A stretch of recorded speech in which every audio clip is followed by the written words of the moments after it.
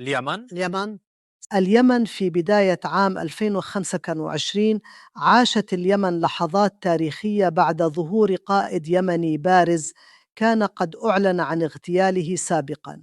هذا القائد عاد من روسيا، مما أذهل الجميع وفتح باب التساؤلات حول الأحداث السياسية السابقة.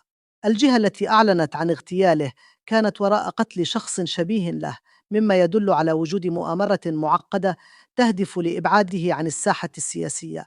تكشف هذه الأحداث عن الأبعاد الحقيقية للأزمة اليمنية، حيث لعبت روسيا دورا كبيرا في إخراجه من البلاد، وهو ما يعتبر تدخلا دوليا بارزا في الشأن اليمني.